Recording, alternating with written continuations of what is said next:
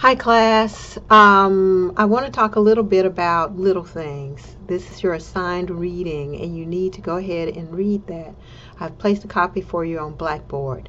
But it's also going to be in your Unit 1 folder, which you can access under Assignments.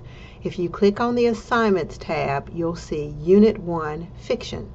When you open Unit 1 Fiction, you'll be doing a series of readings and exercises, quizzes, etc. in order, in sequence. And the very first one is Little Things. So I want you to read this story. When you read the story, you'll find that it's by a man by the name of Raymond Carver. Raymond Carver was an extraordinary short story writer, and he was the master of the short. Little Things is one of those short stories. A very odd thing happened to Raymond Carver, though. He discovered word processing, and so at first he used to write out his stories by hand, and then he would send them away to a transcriptionist, or a person who would type them up for him. So this is very time consuming. If he wanted to make changes, he had to change and send them back. So he began to write these very short stories because that sort of got around the hassle of the technology.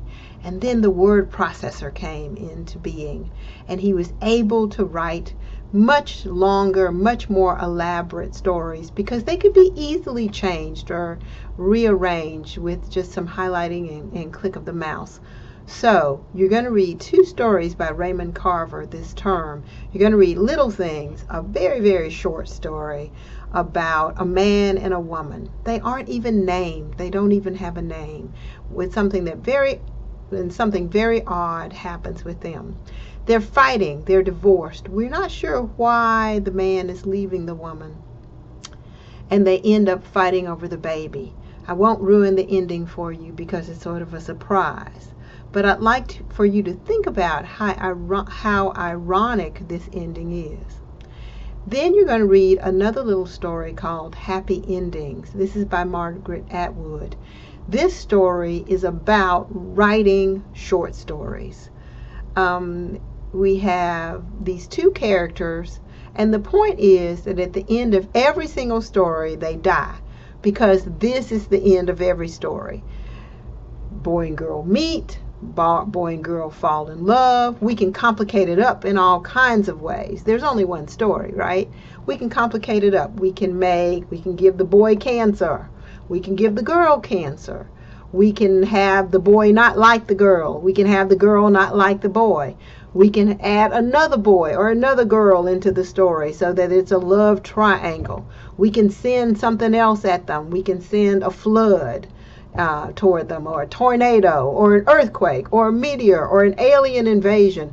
It doesn't matter what we send to create the conflict.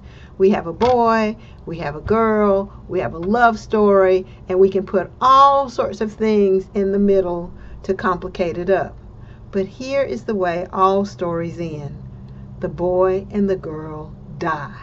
This is the way all stories come to the end. So this is what Margaret Atwood is talking about.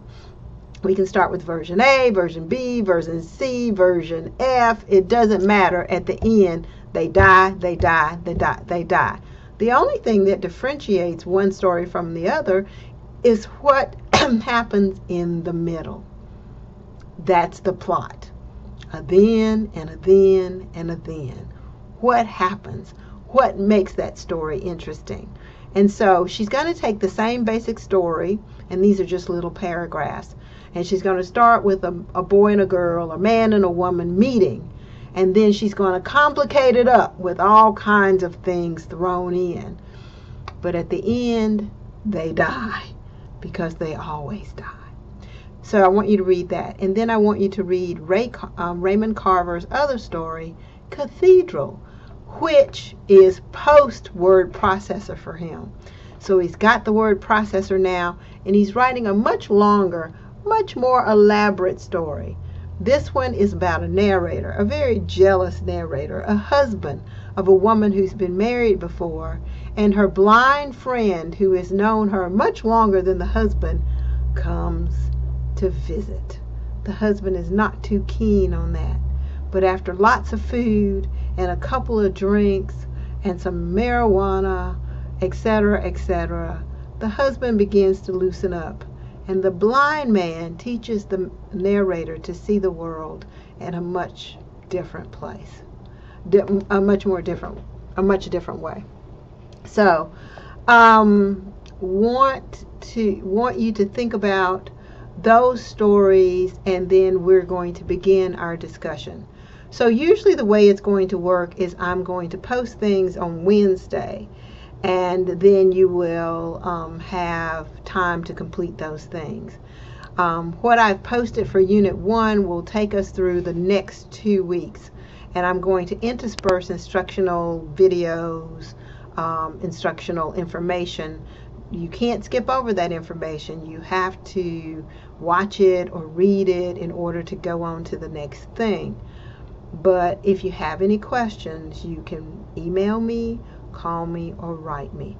I hope by now everybody's read the syllabus, and I hope everyone has had an opportunity to introduce him or herself on the discussion board, and I hope you have read Little Things. I'm going to come back tomorrow with some more instruction and more information about reading the short story. Have a great day. Bye.